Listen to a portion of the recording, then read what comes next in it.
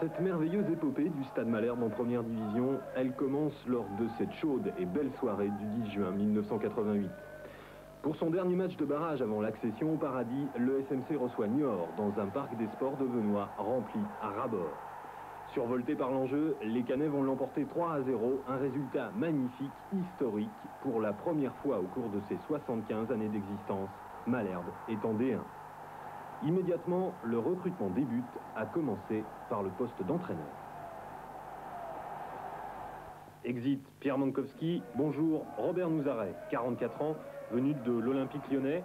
Il a la réputation d'un homme à poigne et à son arrivée à Caen, on le sent plein d'espoir pour son nouveau club.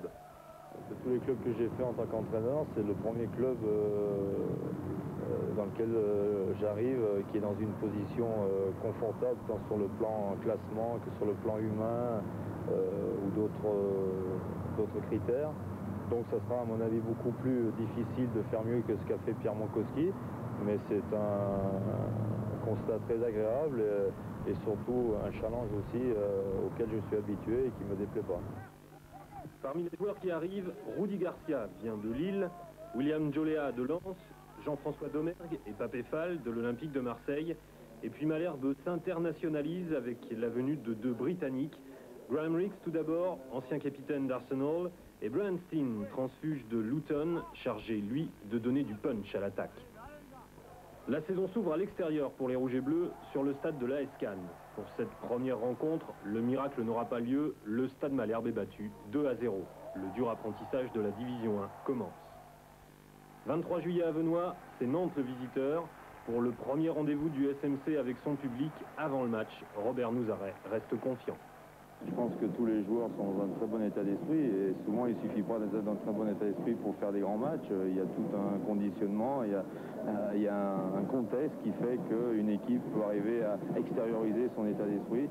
Le résultat, ça c'est notre problème, le football est ainsi fait, mais au moins que les gens à la sortie du match disent ces petits Canets, ils sont pas si tard fondés et on va les aider toute l'année, ils ont fait des efforts, ils sont enthousiastes, ils nous font plaisir. Moi c'est ce que j'attends surtout ça. Si avec ça il y a 3 points, c'est formidable. Le miracle se fait toujours attendre néanmoins. Nantes l'emporte 3-2 à l'issue d'un match euphorique. Brian Steen et Christophe Point sont les buteurs canets.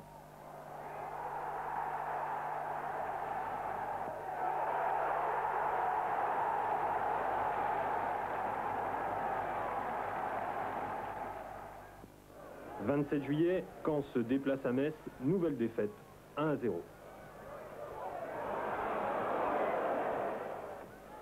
3 jours plus tard, les Malherbistes reçoivent le champion de France en titre, l'AS Monaco. C'est la correction. Les joueurs de la Principauté l'emportent 3-0.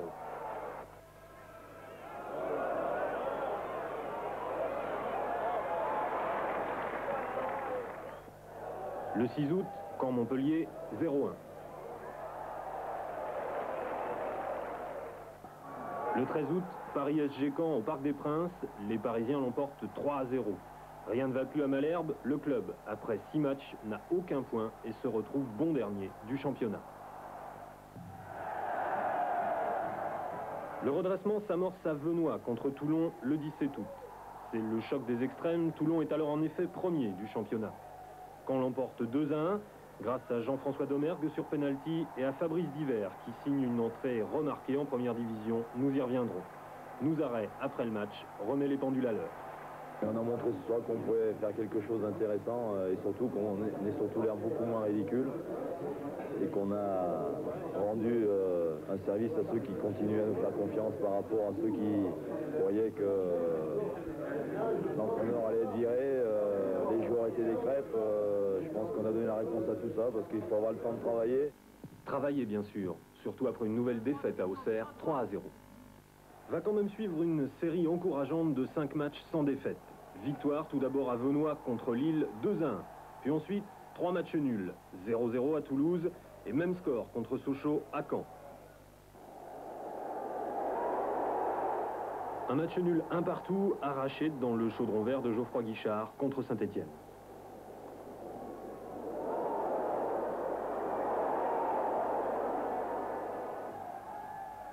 Enfin, le 21 septembre, la 3e victoire en première division, acquise aux dépens de l'OGC Nice, sur le score de 2-1. Encore un pénalty de Domergue, encore un but de Fabrice Divert, une bienheureuse habitude. Caen passe Strasbourg au classement du championnat et se retrouve 17e. L'ombre de la relégation en 2e division s'estompe.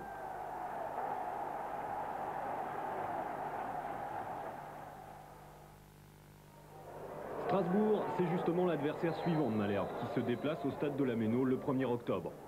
Tout comme la semaine précédente, les buteurs normands se nomment Jean-François Domergue et Fabrice Divert, mais surtout, en l'emportant 2-1, Caen signe sa toute première victoire à l'extérieur et rejoint Laval à la 16e place du championnat.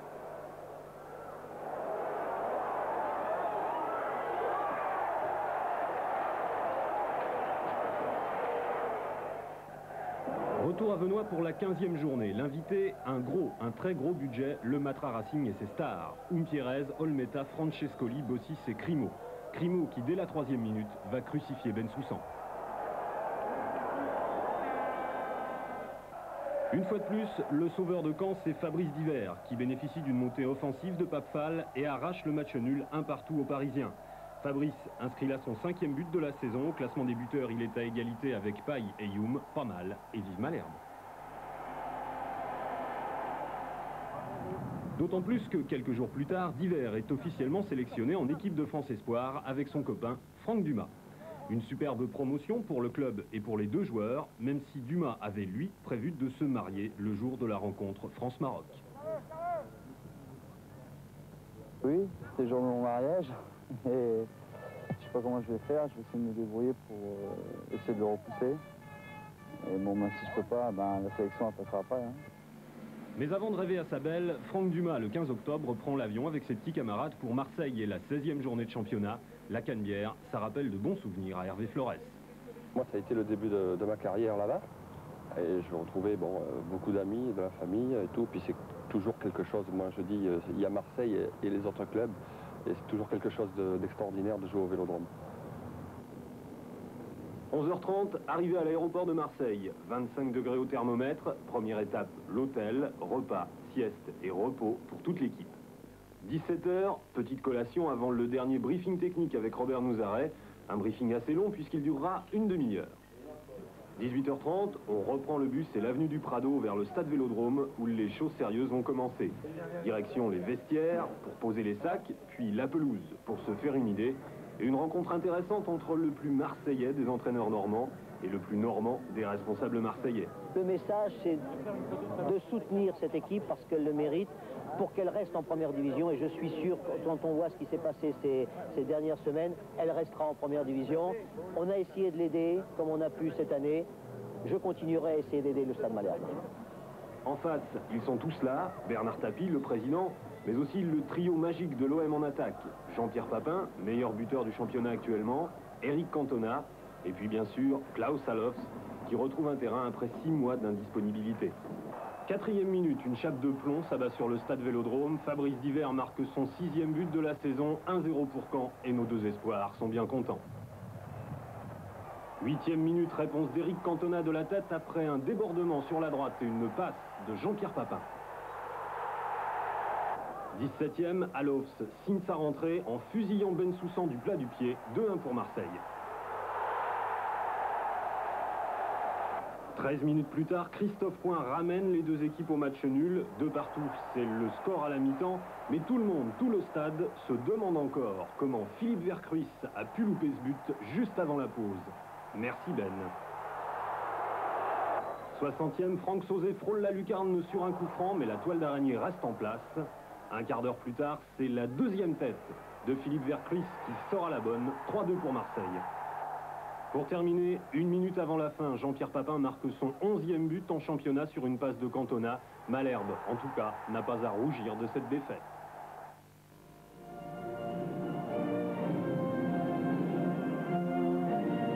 Une semaine plus tard, il a choisi. Sur les conseils notamment de Jean-François Domergue, Franck Dumas a sagement déplacé la date de son mariage pour être au rendez-vous de France-Maroc Espoir avec Fabrice Divert, qui marquera même un but. Souvenir de Venoy, c'est Dumas qui félicite son petit camarade. Ça se passe bien? Ouais, ça se passe bien, hein. On est en confiance. C'est bien l'équipe de France? Très bien, très très bien. C'est quand même un sacré bonhomme, ce Fabrice Divert. 1m84, 21 ans, il découvre donc l'équipe de France alors qu'à Malherbe, il est encore stagiaire. Chasseur de but de son club, c'est vrai, et en plus, c'est un gars du pays. Né à Caen, il est arrivé au SMC en 1975 pour finalement y découvrir la première division. Premier match le 17 août face à Toulon, score 2-1, but de Domergue sur penalty et je marque le deuxième à 1 minute de la fin. Malgré cette entrée très remarquée dans l'élite du football, Fabrice Divert demeure discret, presque timide. Sa passion, c'est le foot et rien que le foot. Depuis que je suis tout gamin, mon premier plaisir, c'est le football. Donc en plus, là, j'arrive pratiquement au plus haut niveau, puisque c'est la division 1. Donc si là, je m'éclate pas, je crois que bon, il vaudra mieux arrêter. Donc je crois que ce que je vis en ce moment, c'est quelque chose de super. Super, surtout que le courant passe bien entre lui et les joueurs d'expérience comme Graham Rix et Jean-François Domergue. Graham me le dit souvent, j'ai un petit peu un style british, comme il me dit, parce que là-bas, on joue beaucoup au mouvement et comme lui aime bien donner des longs ballons comme le but de Saint-Etienne, où il me donne un super caviar. Je crois que on s'entend bien et je pense que Jean-François Domergue est un petit peu dans son même style, c'est-à-dire qu'il aime bien donner de bonnes transversales. Puis comme c'est deux gauchers, je crois que ça vient un petit peu de la même façon, quoi. Son avenir, sa carrière, il est encore trop tôt pour en parler. Fabrice n'a même pas un statut de joueur professionnel. Le transfert, on verra peut-être plus tard. Même si on signe pour 4 ans, il y a des transferts possibles. Mais je sais pas, pour l'instant, je ne me vois pas voyager ailleurs dans une équipe de première division. Je crois que si l'année prochaine, quand on reste déjà en première division, ce sera déjà une bonne chose. Et puis bien sûr, il y a l'argent qui, depuis quelques années, est devenu tellement important dans le football. Vous savez, je pense qu'on n'a pas besoin de donner de chiffres. Simplement, un signe, c'est que je suis le moins payé du stade. Donc voilà, ça dit tout. L'argent, la gloire, les deux pôles du football désormais. Pour Fabrice, la joie de marquer est encore ce qui compte le plus, et c'est tant mieux.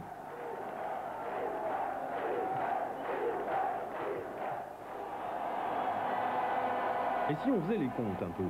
Après son déplacement à Marseille, Malherbe compte 16 points en championnat, 4 victoires, 4 nuls et 8 défaites, 14 buts marqués et 26 encaissés. Le club est ex-aequo au 16e rang avec Laval.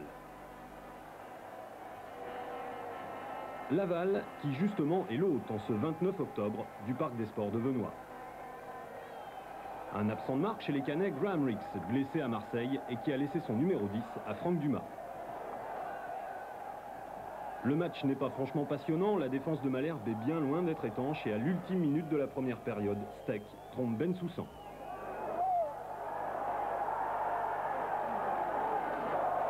Les joueurs du SMC vont courir après l'égalisation tout au long de la seconde mi-temps. C'est finalement à la 90e minute du match que le Bourgeois va sauver le point du match nul en battant Rousseau.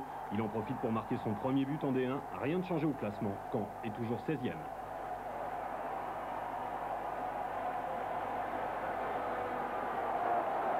Un panneau d'affichage qui fait mal, très mal. Le 5 novembre, les malherbistes se déplacent à Lens, une équipe en plein naufrage, dernière du championnat avec seulement 10 points.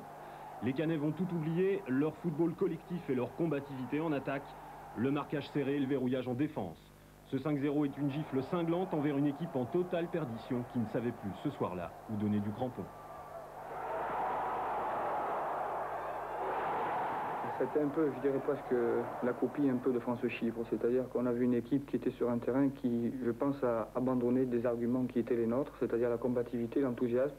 Et puis même si on prend 5 buts, on doit quand même, de par notre métier d'être professionnel, de se défoncer jusqu'à la fin du match. Et ça n'a pas été vraiment le cas. Fort heureusement, blessés dans leur orgueil par le camouflet lensois, les Canets vont se reprendre. Nous sommes le 12 novembre 1988. Pour le dernier des matchs allés, Venoy accueille les prestigieux Girondins de Bordeaux. Prestigieux par leur palmarès, bien sûr, mais également impressionnants par leur feuille de match. Tigana, Stopira, Ferreri, Vujovic, plus tous les autres. En face, les Canets n'ont bien entendu rien à perdre et vont se lancer dans la bataille avec tout leur cœur.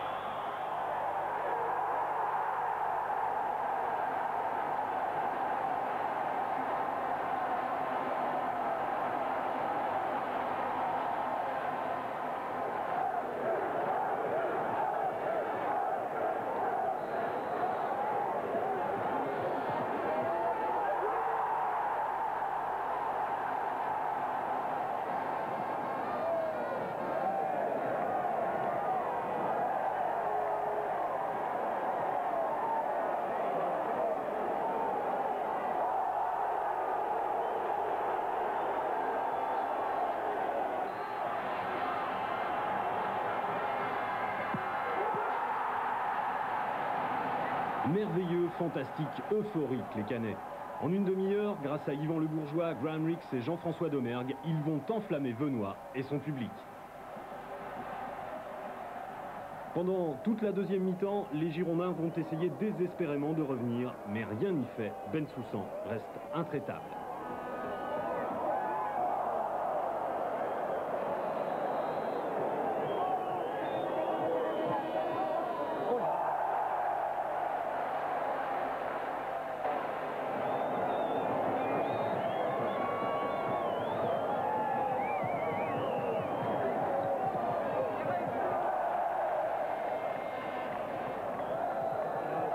À l'issue des matchs allés, après cette splendide victoire sur Bordeaux, Caen est 15e du championnat avec 20 points. On a bien gagné le droit de se tirer un petit feu d'artifice.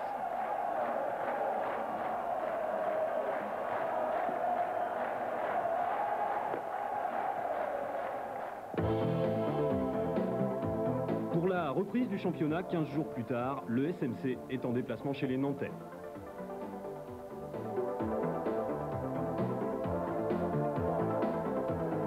Pendant toute la première mi-temps, Johnston, Newm, Bonalaire et Vercotrenne ne vont cesser d'empoisonner la défense cannaise, mais à la pause, le score est toujours de 0-0. Mieux même, dès la 51e minute, le Bourgeois sert Avrillon sur la droite qui centre pour Franck Dumas, dont le tir du gauche ne laisse aucune chance à Marot.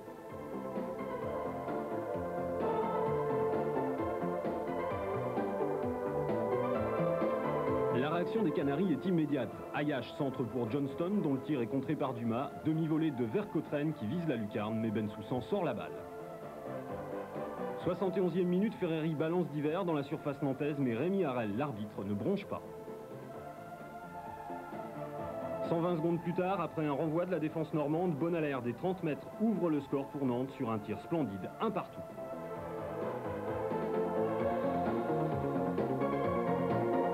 « 77e minute, Robert est contré, Youm récupère le ballon, contrôle et marque, 2-1. 78e minute, William Ayache est parti dans le dos de la défense cannaise, il sert Mo Johnston qui assure le 3-1. En 5 petites minutes, les Canaries ont anéanti tous les espoirs de Malherbe. Ce soir-là, à la Beaujoire, les Rouges et Bleus y ont peut-être cru trop vite. Pour le retour du SMC sur sa pelouse de Venoix dans cette deuxième partie de la saison, le 3 décembre, c'est Metz qui est l'invité.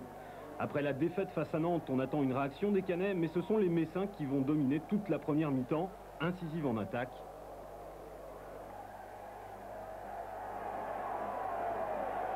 Et intraitable en défense. Michel Riot, très offensif, et Castendeuch vont notamment à plusieurs reprises donner des sueurs froides à la défense normande.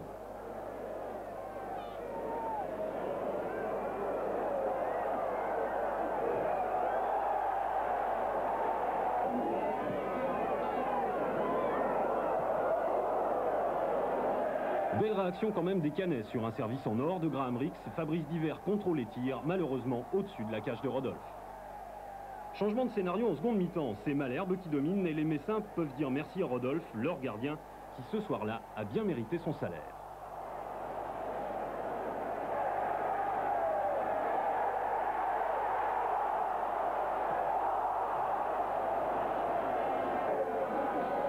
Pas fous les joueurs du FC Metz, ils sentent que les Canets poussent, alors ils ont recours à la bonne vieille technique de la montre, ce dont M. Bouillet, l'arbitre, ne tient pas compte.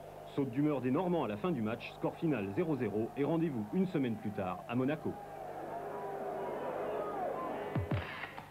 Ils sont seulement 13 Canets à effectuer le déplacement car les petits bobos se multiplient au sein de l'effectif. Malgré un très beau but de Fabrice Divert à la 43e minute, les Monégasques, grâce à Hodol, Touré et Marc Atlet, vont l'emporter 3-1. Au classement, Caen est toujours 15e, mais Laval et Saint-Étienne ne sont plus qu'un tout petit point derrière.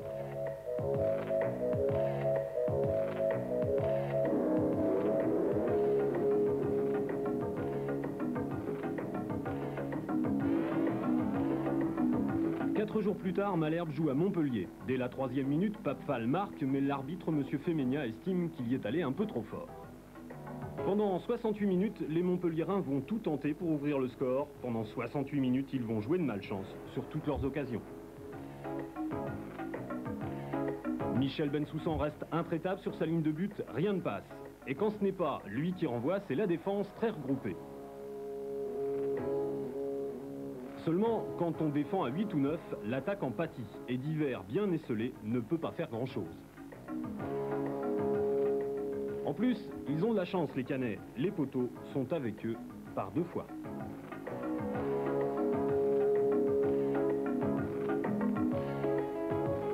Mais les joueurs de la Paillade finissent quand même par être payés de leurs efforts grâce à une tête de Valderrama. 1-0, 4e match en victoire pour Malherbe, 17e au classement. Ça commence à craindre. Le SMC retrouve Benoît le 17 décembre et accueille le Paris Saint-Germain. Les Parisiens sont à leur second du championnat, 1 point derrière Auxerre. Autrement dit, ils viennent pour gagner. Fidèles à la tactique imposée par Tomislav Ivic, ils vont d'abord laisser venir les Canets.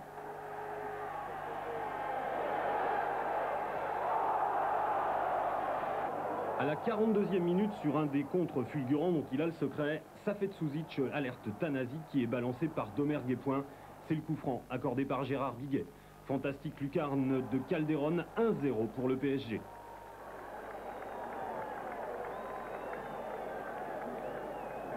Rien ne changera en seconde mi-temps. Les Parisiens ont atteint leur objectif, 3 points et première place au championnat. Les Canets restent sur 5 matchs sans victoire. La trêve tombe donc à point. Bonnes vacances et joyeux Noël à tous.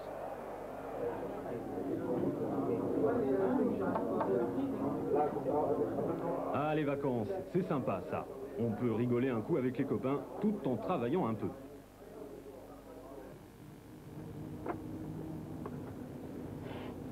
Malherbe s'en va de l'autre côté du Channel pour s'aguerrir au contact du foot made in Britain.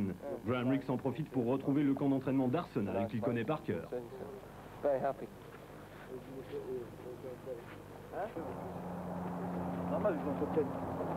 C'est là que les Canets sont basés. Ils disputeront 3 matchs pendant cette tournée. 3 défaites, c'est vrai, mais bon, ils sont venus là pour se faire secouer. Il y a eu l'effort de l'individuel, il y a eu l'effort du pressing, mais il y a une chose qu'il faut vous mettre dans la tête. Vous croyez pas qu'il suffit que nos arrêts vous disent on va jouer comme ça pour que ça se passe pendant 45 minutes, surtout au degré de préparation où vous êtes, hein. Il y a de la progression. Ah, les joyeuses colonies de vacances. Nos malherbistes jouent les touristes et retrouvent leur âme d'adolescents. Loin de la passion du championnat de France, un petit entracte qui fait du bien à tout le monde.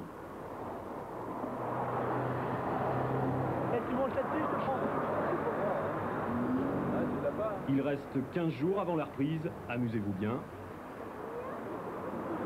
Et bon voyage.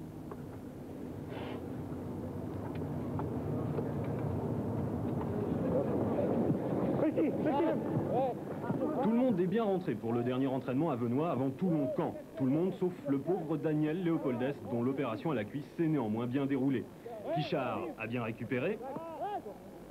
La solide constitution de Fabrice Divers a pris le pas sur sa mononucléose. Rudy Garcia se remet au petit trot de son problème au genou. Michel Bensoussan n'a plus qu'une légère douleur musculaire, mais il laisse quand même sa place dans les cages à Philippe Montagnier, dont ce sont les grands débuts en première division. Conséquence logique, comme Ben ne sera pas là, c'est Jean-François Domergue qui occupera la fonction de capitaine. À Toulon, la première mi-temps va servir de remise en jambe aux 20 de nos joueurs, malgré quelques belles occasions varoises.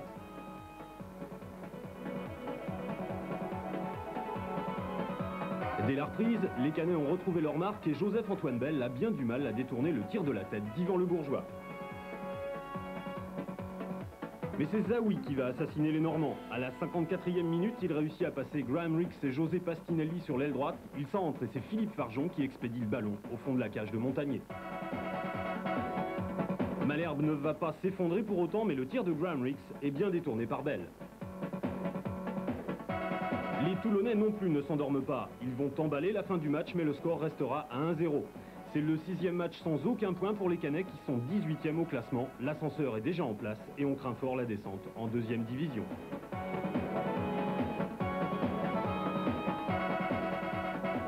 Seulement voilà, du haut de leur petit nuage, les dieux du foot regardent les Canets avec bienveillance. 11 février 89, 18e minute du match quand Auxerre et superbe but sur coup franc de Brian Steen. Il faut dire qu'ils en ont assez, les Normands, de ne plus gagner. Ils n'ont pas marqué un seul but depuis le 10 décembre. Alors, ils attaquent ce match contre le second du classement à 100 à l'heure et vont multiplier les occasions. Jusqu'à ce coup franc pour faute sur point, suivi du coup de patte magique de Brian Steen. Comme pour l'attaque, tout baigne en défense et les Auxerrois ne réussissent pas à se dépêtrer de la toile d'araignée de Malherbe. Comme de plus, Philippe Montagnier est impérial, Avenois, c'est le Pérou.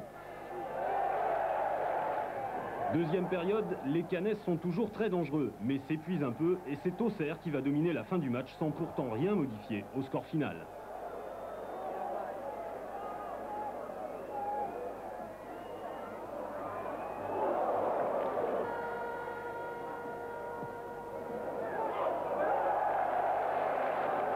« 1-0 pour Caen, qui retrouve la 17e place du classement. L'ascenseur est reparti et on respire un peu. Le 14 février, pour se préparer à son match qualificatif de Coupe du Monde contre l'Écosse, l'équipe de France joue contre Arsenal. Et le spécialiste de ce club au SMC, c'est bien entendu Mr. Graham Rix qui se risque au petit jeu des pronostics. Match nul en 1. Mauvais diagnostic, docteur. Les Français perdent 2-0. 18 février, nouveau départ à Carpiquet, destination Lille et le stade du LOSC pour la 27e journée du championnat. 28e minute, Domergue descend Mobati, Monsieur Salon, l'arbitre n'hésite pas, le pénalty est transformé par Desmet. Quelques minutes plus tard, Diver est trop court d'1 mètre pour l'égalisation. 54e minute, Bolide tombe parfaitement devant Bala et Monsieur Salon accorde un deuxième pénalty, mais Montagnier, en forme, repousse le tir de Mobati puis celui de Desmet.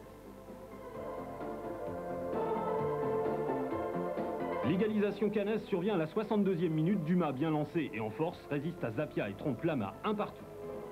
74e, Pelé s'écroule gentiment dans la surface normande, Monsieur Salon n'y voit que du feu. Troisième pénalty de Desmet, nouvel exploit de Montagnier, un partout, Caen est 16e au classement.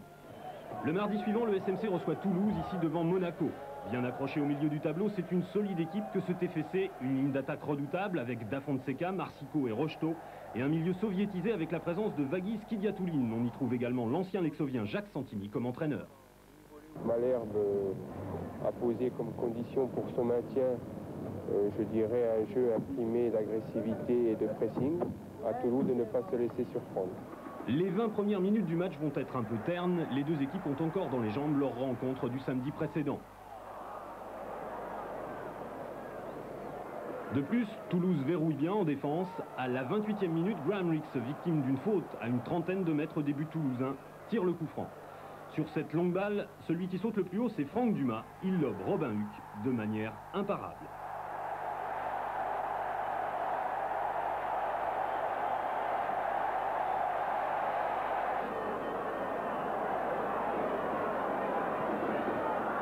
Coup franc aussi pour le TFC, mais Philippe Montagnier met en corner le tir de Paillard. La seconde période commence de manière idéale pour les Canets. À la 49e minute, Yvan Le Bourgeois est balancé à 25 mètres des buts toulousains.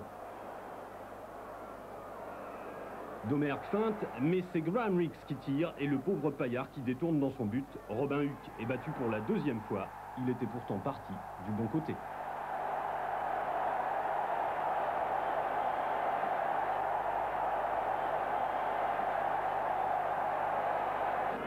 78e minute, le tir de Marsico rentré à la place de Delpech frôle la transversale de Montagnier. Enfin, le coup de grâce canet est peut-être le plus beau but du SMC cette saison. Il reste 5 minutes à jouer sur un coup franc de Marsico renvoyé par la défense. Le Bourgeois, Diver et Fall s'échappent. Extérieur pied droit au millimètre d'Yvan pour Fabrice qui efface Huck. La cage est grande ouverte, Kidiatouline n'y peut rien et 3-0 pour Caen, 16e au classement, toujours à la lutte avec Strasbourg et le Matra.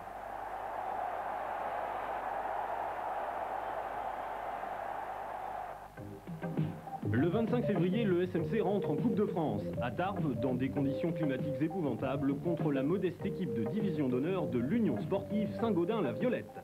Jean-François Domergue va ouvrir le feu à la 41e minute, mais le grand bonhomme du match, c'est Brian Steen, par 3 fois en seconde mi-temps, toujours sous des trompes d'eau, il surprendra Barthes, d'abord sur une jolie passe de son compère Graham Rix, deuxième but à la suite d'un coup franc et d'un beau travail technique dans la défense, et enfin, hat-trick sur passe de Dumas, 4-0 pour Caen, pas de problème.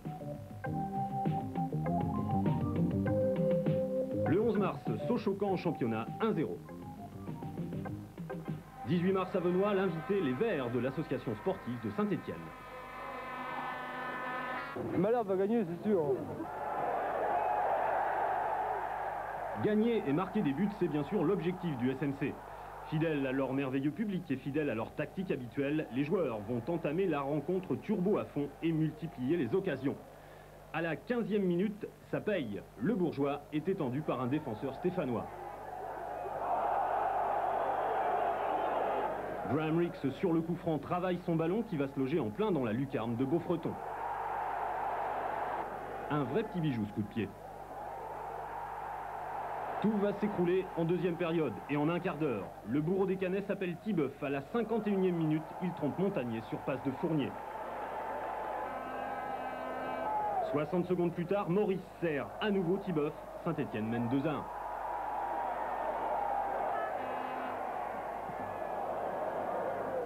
Les Rouges et Bleus sont pris dans une véritable tornade verte dont ils ne savent plus comment sortir. Tibeuf, une troisième fois, en profite pour battre Montagnier.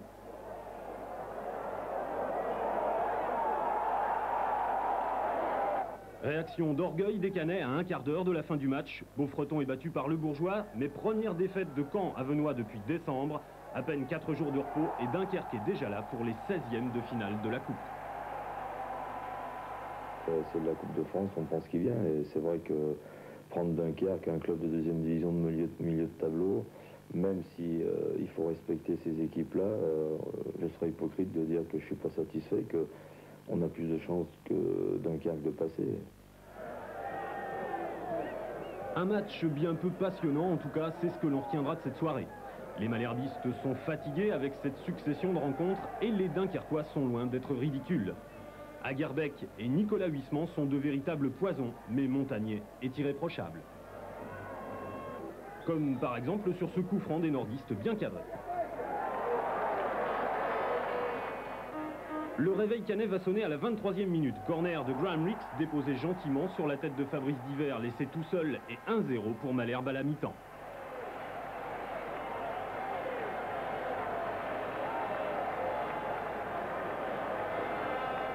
Deuxième période, Jacques Philippe remplace Éric Bala.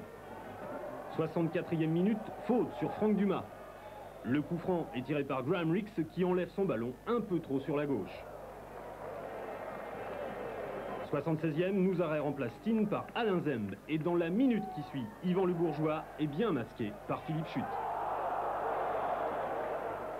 3 minutes plus tard, Fabrice Divert, transformé en paillasson, se demande encore pourquoi l'arbitre n'a pas accordé de pénalty. Plus rien ne changera quand on l'emporte donc 1-0. Au match retour dans le Nord, 4 jours plus tard, ce sera 0-0. Reste à attendre le tirage au sort des 8e. En tout cas, ça sera une sélection qui intervient le 30 mars. Nous sommes chez Robert Nouzaret, spectateur très attentif de Canal+. Troisième match. Beauvais. Beauvais, équipe de division 2. Louis. Caen. Beauvais, Caen. En attendant, Nice bat Caen en championnat 5-0 et Strasbourg est à Venoy le 1er avril. Unis, groupés et très motivés, les Canets, avant ce match à ne pas perdre, avec un public en or qui les soutient toujours contre vents et marées.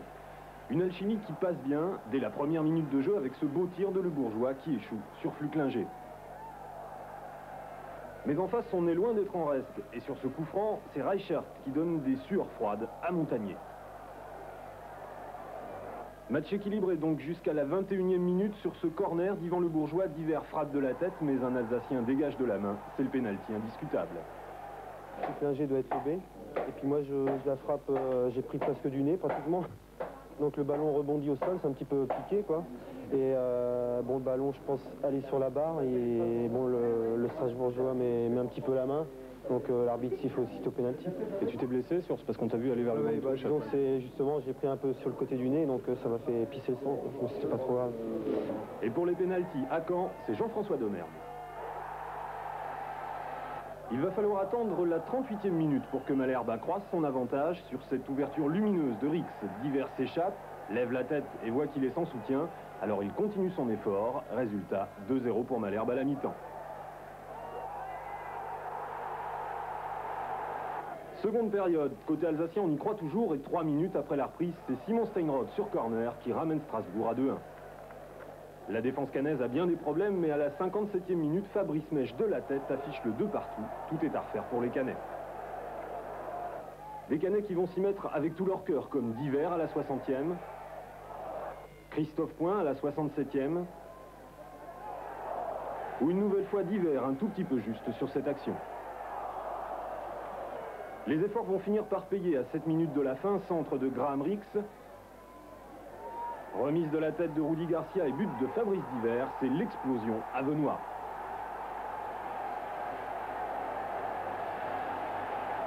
Les Canets sont euphoriques et vont continuer à attaquer au lieu de garder la balle. C'est là que l'invraisemblable va se produire à 2 minutes de la fin, toujours du même côté. Un tir superbe de Vincent Cobos qui trompe Montagnier et le match nul arraché par Strasbourg pour Banide. Comme d'habitude, c'est pas mal, mais ça aurait pu être mieux. On a vu paiement sur le match que nous avons fait, on est un petit peu déçus. On pensait gagner ici. Bon, on a eu le mérite de revenir au score, mais en fait on a commis beaucoup trop d'erreurs pour s'imposer à l'extérieur. Et c'est vrai que marquer 3 buts à l'extérieur, c'est déjà une grande chose, mais revenir au score 2 fois, c'est encore mieux. Mais je crois qu'on a manqué beaucoup trop d'occasions et nous avons fait trop d'erreurs défensives, ce qui veut dire que dans les 2 surfaces, on a eu des joueurs qui étaient dans un jour sans, et à partir de là, ça a un petit peu nuit au résultat final.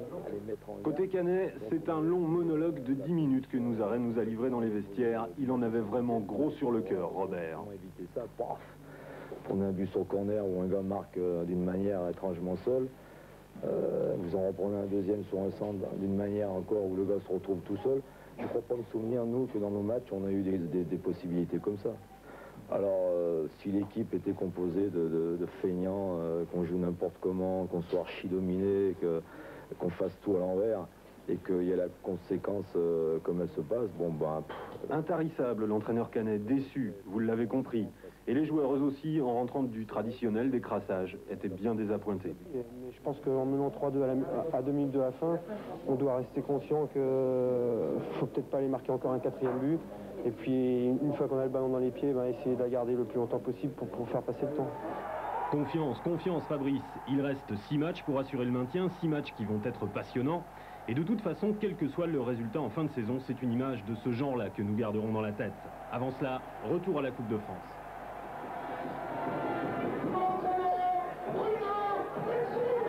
Pour le 8e de finale aller, Caen se déplace donc à Beauvais. Aucune occasion vraiment cinglante, ni d'un côté ni de l'autre, au cours de la première période. Il faut dire que Nouzareth a construit une équipe très défensive, 0-0 à la mi-temps. Mais le bon comportement de Beauvais n'étonne pas l'ancien Amiénois Éric Balla. Surpris non, pas vraiment, dans la mesure où c'est une équipe qui est généreuse, qui était soutenue par un bon public. Je crois qu'on a su bien s'organiser derrière et devant. Bon, il est dommage qu'on ait raté quelques occasions. Éric Balla parle notamment de celle-là. Le Bourgeois, Garcia et Divers qui rate son aile de pigeon. Dumas en profite. Premier tir cadré de la partie. On joue depuis 1 heure. Beauvais joue alors son va-tout. Les coups francs se succèdent, mais la défense cannaise bien regroupée tient le choc.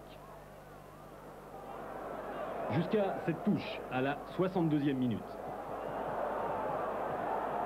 Une touche jouée rapidement par Bernard Pasquale qui lance plateau. Domergue veut donner en retrait à Montagnier trop avancé qui se fait lober de manière magistrale. 1-0 pour Beauvais, score final. Caen déconfie en coupe.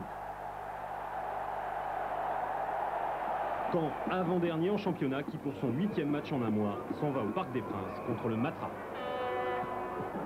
Des Parisiens en plein naufrage administratif qui vont pourtant dominer toute la première mi-temps.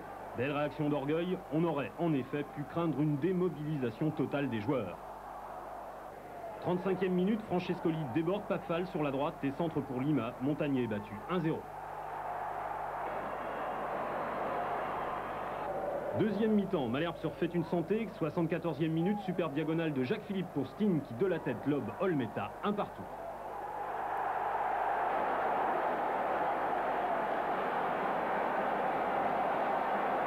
« 60 secondes plus tard, faute de Montagnier sur Guérin, Ginola transforme le pénalty 2-1. 3-1 même à la 82e minute, Anziani reprenant avec succès un centre de Blondeau. Depuis Toulouse le 21 février, Caen n'a plus gagné en championnat, une 19e place au classement très inquiétante, mais le 15 avril, on retrouve la coupe. Des supporters de Beauvais qui étaient venus en force pour ce retour des 8e de finale à Venoy. Leur équipe menait d'1 but acquis au match aller, ce qui dès le début de la rencontre va obliger les Canets à attaquer pour effacer leur retard.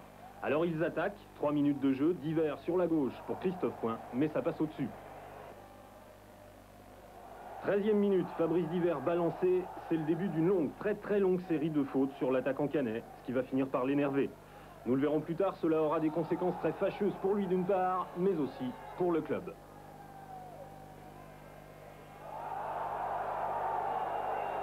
« 20e minute, un pied beauvaisien qui traîne et un claquage pour Papé Fall à la clé qui va quitter le terrain sur une civière. Nouveau coup du sort pour l'effectif malherbiste. Les Canets essayent toujours de rattraper leur but. 35e minute, le Bourgeois centre mais Divers et Dumas loupent la reprise. 39e minute, encore une faute sur Fabrice Divers. Sur le coup franc, Rix tente la lucarne à gauche, mais ça passe au-dessus. 2 minutes plus tard, Rudy Garcia libère enfin ses coéquipiers avec un vrai petit bijou. Les Canets voient s'entrouvrir la porte des quarts de finale. Changement de temps en seconde période. La pluie fait son apparition et Beauvais, qui s'est refait un moral pendant la pause, commence à montrer les dents à l'image de Mouyabi qui oblige Bensoussan à sortir. Les Canets courent toujours après leur qualification et Graham Rix ici frôle la transversale. Mais les joueurs de Beauvais ne s'endorment pas pour autant et Bensoussan sauve ici dans les pieds de Guyon. 84e minute, c'est le moment précis où les nerfs vont lâcher. Fabrice Divers, fauché une nouvelle fois, perd les pédales, carton rouge pour lui et pour Pinot, son agresseur. Il nous met dans une drôle de situation et puis pour des gestes d'énervement qui ne s'expliquent pas, il n'a aucune excuse là-dessus. Et ça, je lui ai toujours dit que je l'aiderais et le fait de le convoquer et lui dire que ce qu'il a fait est inadmissible, j'estime que je l'aide. C'est pour son avenir parce que maintenant c'est un joueur qui va, on va dire à Caen, il y a un bon joueur, c'est Divers, mais il va y avoir ce côté râleur, agressif qui va lui coller à la peau, il va être la cible de tous les arbitres. Et ça, c'est inadmissible et Fabrice, il va se faire reprendre. Le temps réglementaire est terminé depuis 2 minutes, mais ni Graham Rix, ni Franck Dumas ne vont rien changer, et c'est parti pour 30 minutes de prolongation. 100e minute, Rix centre pour le Bourgeois, mais ça ne veut toujours pas rentrer. 6 minutes plus tard, le coup d'assommoir pour Malherbe, coup franc et but de Rakela. Bensoussan n'est pas clair, Malherbe sort de la coupe, mais à Beauvais, c'est la joie. Et ça n'est pas fini. 110e minute, mauvaise passe d'Avrillon pour Pastinelli. Mousquer n'en demandait pas tant. Il file vers le but. 2-1 pour Beauvais.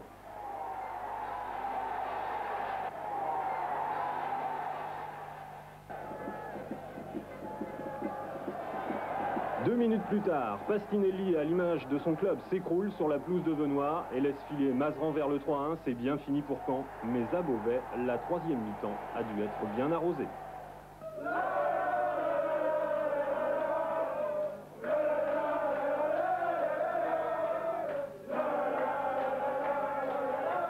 Reste le championnat. Le 22 avril, Malherbe accueille le premier du classement, l'Olympique de Marseille.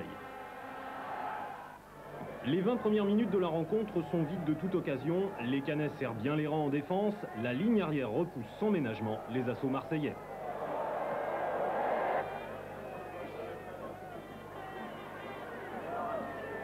« 25e minute, un très beau travail technique de Graham Rix dont le tir cadré est bien stoppé par Huard. Un quart d'heure plus tard, Jean-Marie Lartigot sort pour la première fois son carton jaune contre Tis. Mérieux, Forster et Klaus Alofs y passeront également.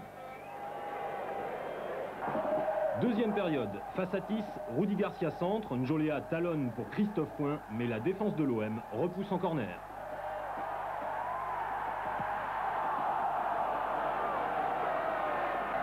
« 75e minute, demi-volée de Rix dans l'axe du but de Huard, mais au-dessus.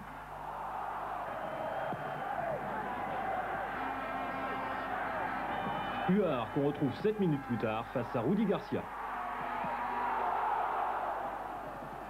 86e minute, très vilain geste de Tis sur le Bourgeois. Après le jaune, Monsieur Lartigot sort le carton rouge. L'OM termine la rencontre à 10. Match nul, 0-0. Si on fait le bilan, Caen est 19e, 3 points derrière Laval. Et c'est justement en Mayenne que se déplace le SMC, le 6 mai.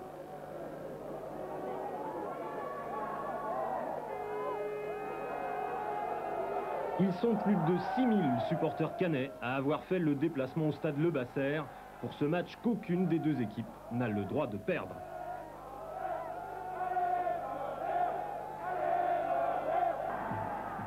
Première période crispée des deux côtés, 21e minute.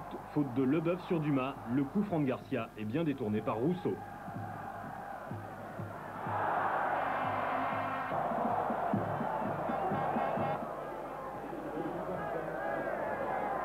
Seconde mi-temps. Les Lavallois, beaucoup plus mordants, se créent plusieurs occasions grâce à Oman Biyik, Morgante et Sekana. Heureusement, Philippe Montagnier, souvent dans des positions invraisemblables, parvient à sauver son but.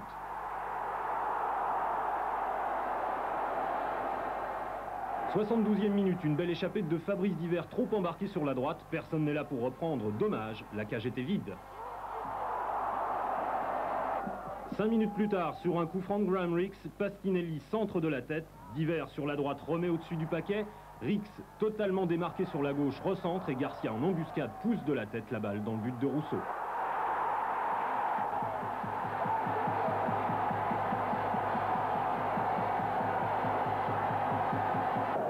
Moins de 4 minutes plus tard, sur un coup franc de Miton, la défense normande tarde à se dégager.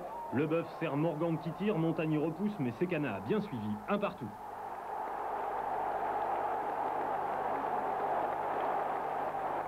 Ce match nul n'arrange en fait personne. Heureusement, le prochain adversaire du SMC à Venoy le 13 mai, c'est Lens, déjà condamné à la seconde division.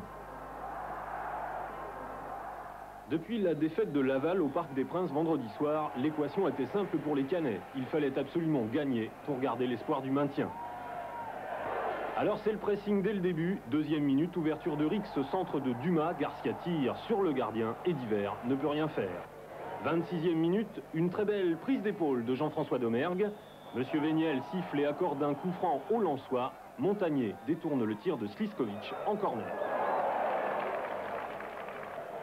Le match ne décolle pas vraiment. Succession de mauvaises passes des deux côtés, c'est du petit football. Les Lensois, assez bizarrement, ne semblent pas décidés à réellement tenter leur chance et jouent dans un mouchoir de poche quand ils n'essayent pas carrément les longues passes en retrait. Ce qui va presque faire le bonheur de Rudy Garcia et de Fabrice Divert. Malheureusement, le tir du numéro 9 de Malherbe passe à côté de la cage de Gardier. Quand, toujours à l'attaque, Rudy Garcia s'en sort bien au milieu de 4 défenseurs lensois. Christophe Point bat Gardier mais pas la transversale. Et le gardien nordiste n'a aucun mal à arrêter la balle de Divert. Nous sommes maintenant en seconde mi-temps sur un corner de Graham Rix, l'action lensoise la plus dangereuse de la partie. Une échappée au galop de Blaž Sliskovic qui résiste bien au retour de Christophe Point et jolie parade de Philippe Montagnier. 83e minute, une action de camp qui résume le match. Les Normands poussent mais c'est la finition qui pêche à l'image de Garcia dont le tir de la tête passe au-dessus. Il reste 2 minutes à jouer. Graham Rix s'infiltre dans la surface et centre. Ni Yvan Le Bourgeois ni Fabrice Divert ne réussissent à contrôler la balle. Réaction unanime, on s'arrache les cheveux. 91e minute, nous sommes dans les arrêts de jeu. La libération est peut-être le maintien pour Caen. Fabrice Divert arrache la victoire 1-0. Inutile de préciser qu'à Venoy, c'est plutôt la joie.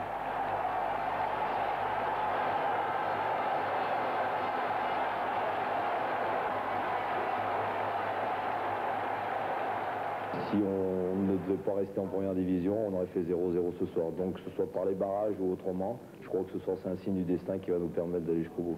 Je pense qu'on a fait plus dur ce soir, il fallait gagner. Qu'on gagne 1-0 ou 5-0, c'est pas trop grave. Il fallait prendre les 3 points, on revient à 34 points avec Laval. Je crois que ce sera dans les 2 derniers matchs que ça se décidera. Je pense qu'on a une bonne semaine pour y réfléchir et pour bien se préparer. Et les 2 prochains adversaires, ils vous font peur, non? Bon, ils ne font pas peur. Je crois que Bordeaux, on les a battus 6-3-0. Bon, c'est vrai que c'est une grosse équipe. Mais le terrain est grand, il y aura des espaces. Espérons un petit but et puis pourquoi pas le match nul, au moins un point, ce qui nous permettrait de recevoir Cannes et peut-être le match décisif. En arrivant au Parc Lescure le 20 mai, le SMC sait donc qu'il lui faut battre les 2 villes d'air, Roche, Tigana, Rohr, Olsen, Ferreri, Cantona et Allen. Pas évident. Début de match, les Girondins veulent conclure vite et partent à l'assaut du but de Montagnier. Défense et gardien souffrent côté normand. Ici, Jean-Marc Ferreri va être à 2 doigts d'obtenir un pénalty. Heureusement qu'un des Bordelais était hors jeu.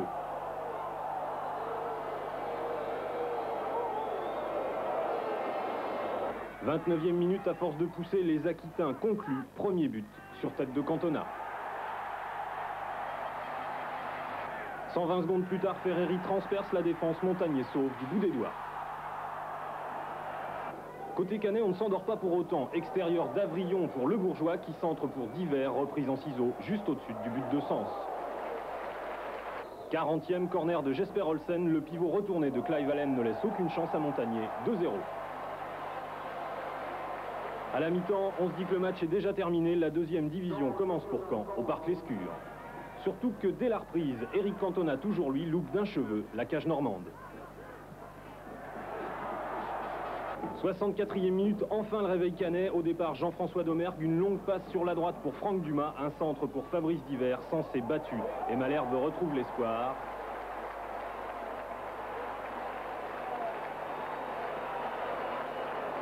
Garnier, lui, en perd sa chaussure. 71e, le rêve continue, toujours Divers et 2 partout. Objectif atteint.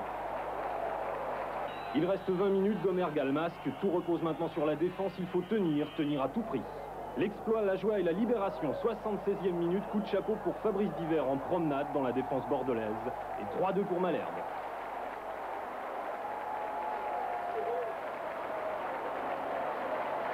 La fin du match sur le banc canet, Cardiac, s'abstenir. Devant! Devant!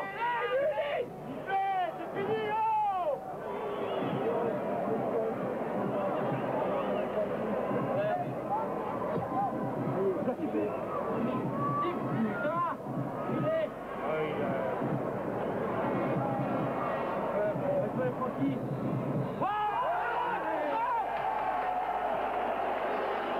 Il ne reste plus qu'à savoir ce qu'a fait Laval.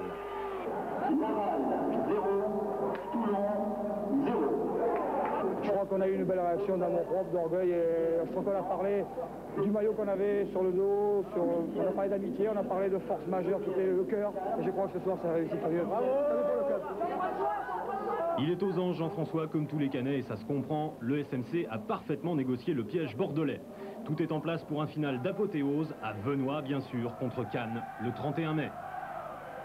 Le héros du match, c'est lui. Sevré de compétition et de buts par une succession de blessures, Brian Steen a la rage de marquer. Rentré à la 21e minute, il va par 3 fois faire exploser la défense cannoise, 4 minutes après son arrivée sur la pelouse sur un centre de Franck Dumas tout d'abord.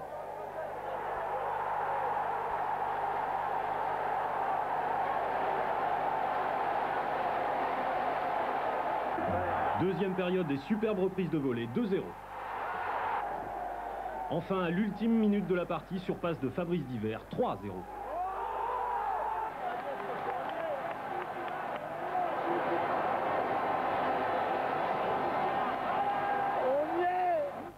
Tous les Canets ont été héroïques. À l'arrière, ils ont parfaitement contré les Cannois.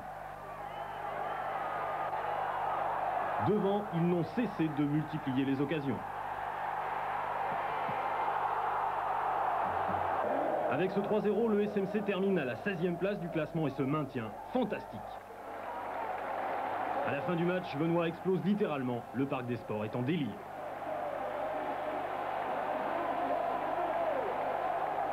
C'est plus fort que l'an dernier parce qu'on a eu beaucoup d'occasions, on a eu du 0 et puis c'est une année d'efforts extraordinaires de tout un public, des dirigeants. Ça c'est des moments alors. Mais déjà, il faut penser à la suite. L'effectif a été très renforcé durant l'intersaison et on le sait, le rêve secret de Jean-Jacques Fiolet, c'est une Coupe d'Europe à l'horizon de 1994. Le Stade Malherbe repart pour une nouvelle aventure en première division cette année. Souhaitons-lui à nouveau de merveilleuses victoires.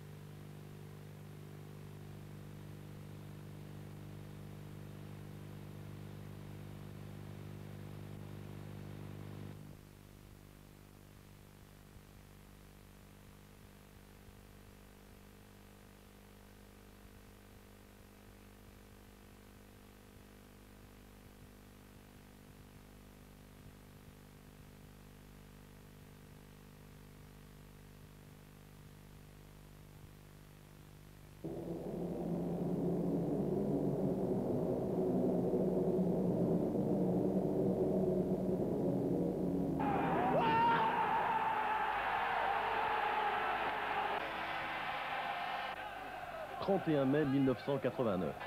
Le Stade Malherbe signe la fin de la saison par une victoire de 3-0 contre Cannes. 15 000 personnes entrent en liesse, c'est l'euphorie. Caen se maintient en première division avec une place gagnée sur l'objectif que s'étaient fixés les dirigeants. Bravo, ce n'est pas rien. C'est difficile à expliquer. Il y a des choses qui passent.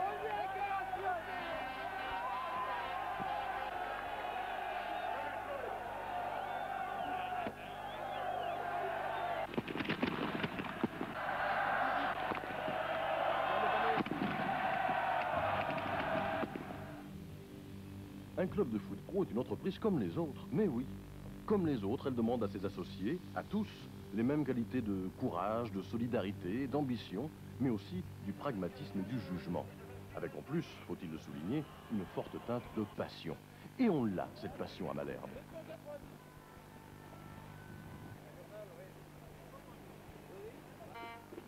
Et ces hommes doivent être de cette trempe pour entraîner avec eux d'autres responsables. Élus et chefs d'entreprise, sans la confiance desquels un club ne vivrait pas, on le sait bien. Et l'on trouve chez les principaux sponsors